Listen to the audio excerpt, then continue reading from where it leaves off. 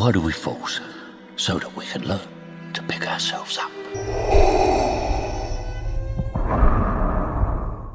Is it wrong to root against a hero? Someone whose aspirations seem so high and mighty, it would make us feel better about ourselves to see them fail. Well, audiences seem obsessed with it. The tragic hero. The noble figure whose best qualities slowly gnaw at them until the only traits left destroy them. Hamlet, Paul Atreides, Jay Gatsby, Michael Corleone, Kendall Roy, Walter White. Different genres, different eras, same fascination. We love watching good men fall. Traditionally, their great tragedy comes from a fatal flaw: hubris, ambition, greed, envy, selfish impulses buried just beneath the surface, waiting for the right pressure to crack them open. Despite this cultural obsession with tragic heroes, one of the most iconic characters in modern fiction is almost never included in that conversation. A character with one of the most promising beginnings in cinema history, and one of the most quietly devastating endings. A character misunderstood for decades, only recently reclaimed. That character is Anakin Skywalker. Anakin Skywalker fits the tragic hero archetype almost too perfectly. His birth represents a miracle. He's born to a virgin mother, having been conceived by the Force. He's gifted, well-natured, loyal to a fault, and relentlessly selfless towards the people he loves. He was the best star pilot in the galaxy, and a cunning warrior. Yet, he's rarely discussed alongside other tragic heroes, because his fall is often misdiagnosed. Anakin does not fall because of pride, he does not fall because of greed, he does not fall because of lust for power. These are symptoms, not causes.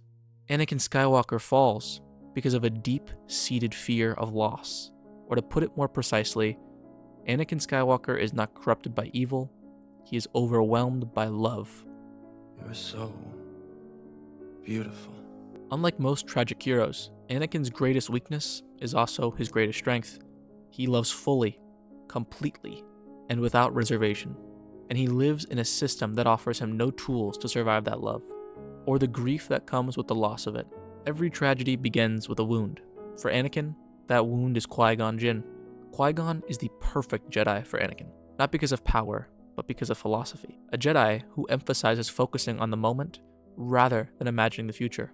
He is the only Jedi who consistently sees Anakin not as a weapon, not as a prophecy, but as a child. Qui-Gon understands attachment. He doesn't encourage it, but he acknowledges it. He doesn't shame Anakin's emotions, he contextualizes them. Where the Council sees danger, Qui-Gon sees accountability and responsibility. This matters, because Anakin doesn't just lose a master when Qui-Gon dies. He loses the only father figure capable of saving him from himself. Obi-Wan is a great man, but he trains Anakin out of obligation. Promise me you will train the boy. He is the chosen one. Qui-Gon would have trained him out of understanding. That difference defines the entire saga. The Jedi don't just lose a great master that day. They lose their chance to raise Anakin with emotional literacy instead of repression. And Anakin learns his first lesson. Love is something the universe takes from you. I love you! Liar! The second tragedy all but cements that lesson. Anakin loses his mother, not through failure, but through powerlessness. He is absent, uninvolved, arrives too late, and something inside him snaps. This is where Anakin's psychology shifts. His grief isn't just sadness, it's rage at helplessness. You're not all powerful. Well, I should be. From this moment on, Anakin's pursuit of control isn't about domination. It's about insurance. Insurance against loss, insurance against grief, and against losing someone and watching them disappear forever. The Jedi forbid attachment, but they offer no language for mourning. So Anakin internalizes a belief that will destroy him. If I had more power, this would not have happened. And by the time we reach Padme, this pattern is complete. Anakin does not just love her, he anchors his existence to her survival. Just help me save Padme's life. I can't live without her. This is not arrogance. This is terror. Palpatine doesn't create Anakin's fear, he simply names it. Anakin becomes willing to abandon morality for a singular devotion. Not conquest, not glory, preservation. Love curdles into violence not because it is weak, but because it has nowhere to go. The final tragedy is not that Anakin acts, it's that he refuses to ever be passive again. When the visions of Padme's death arrive, Anakin decides that inaction is no longer an option, and this decision seals his fate. You will not take her from me! He isn't speaking to Obi-Wan. He's speaking to life, to fate, to grief itself. He's trying to bend the universe to his will, and the harder he clenches his fist, the harder reality pushes back. There is no joy, no triumph, no ambition, only desperation.